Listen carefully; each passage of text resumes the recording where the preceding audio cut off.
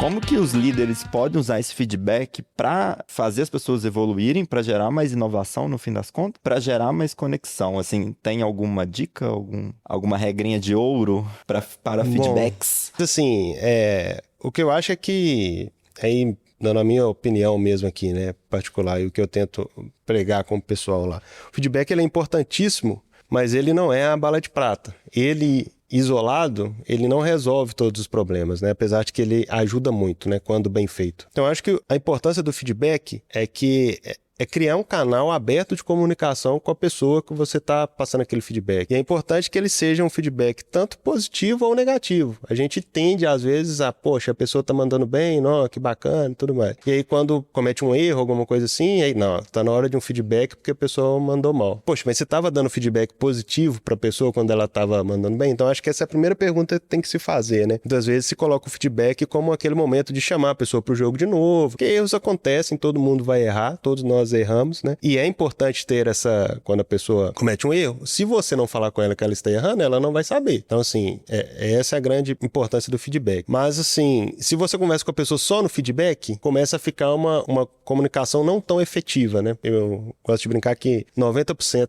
dos problemas do mundo é comunicação, né? Os outros 10% é o pessoal que inventa métrica sem saber, né? Tipo agora. A comunicação é muito importante, né? E seja por feedback, seja em conversas de one-on-one, porque é quando você realmente consegue criar uma conexão com as pessoas. E aí, por que eu particularmente não acredito que tem uma receita de bolo para tudo? Porque cada pessoa é única. Então, sei lá, o jeito que eu vou conversar com a Fê não é o mesmo que eu vou conversar com você, não é o mesmo que eu vou conversar com a Júlia. Não que eu esteja, sei lá, mudando minha personalidade para conversar com as pessoas, mas quando você quer se comunicar, você tem que se fazer entender. Então, você tem que se adaptar ao jeito da outra pessoa, né? Então, com pessoas você pode ser mais direto, né? Igual com o pessoal que eu acompanho. Tem gente que eu posso chegar e falar, Natália, você tá mandando mal nisso aqui, não, olha aqui que você não acompanhou. Tem outras pessoas que você tem que ir conversando, tem que ir entrando no assunto, e quando a pessoa dá a abertura, você dá o feedback, né? Então, assim, se você só usar o feedback para esse momento de conexão com as pessoas, eu acho que o feedback ele é importante, mas ele fica um pouco falho. Então, se você tiver aquele momento de conexão fora feedbacks, a conversa do feedback fica mais fácil, sabe? Porque daí você já sabe como que você vai lidar aquilo com a pessoa. Às vezes,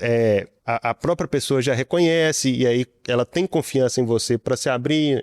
De novo, né? Voltando ao que a gente falou da cultura. Ela entende que ali o processo é de melhoria contínua, não é de culpabilização. Então, a pessoa se sente mais à vontade também de reconhecer o erro, que é importantíssimo. Se a pessoa não está reconhecendo o erro, dificilmente ela vai mudar. Sabe? Ela só vai falar ok, tá bom, mas vai continuar fazendo aquelas coisas, sabe? Então, assim, dica que eu poderia dar tentem criar conexões reais com as pessoas, porque daí isso facilita todo o resto do processo. Mas agora, como fazer isso é de cada um.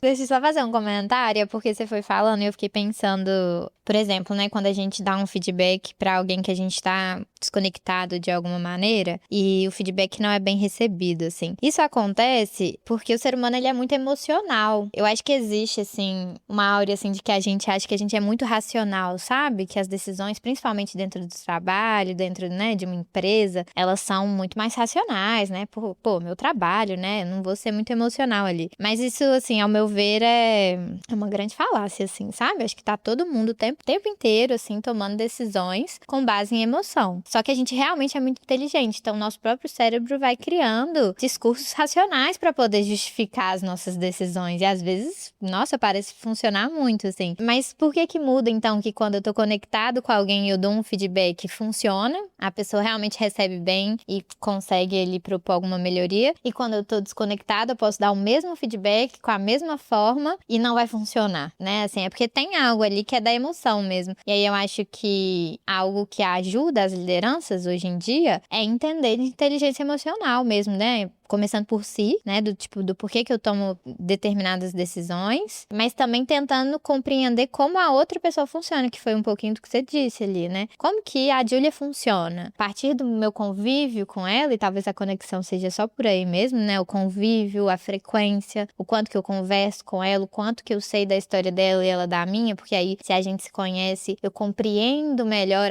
por isso que a Júlia, né, normalmente toma decisões assim, então eu vou começando a entender entender ela. E aí eu consigo também definir as minhas ações de uma maneira talvez um pouquinho mais estratégica mesmo, para a Júlia receber bem meus feedbacks, por exemplo, ou algo nesse sentido, né? Então acho que a emoção, a inteligência emocional aí para esse papel de liderança, atualmente eu acho que é essencial.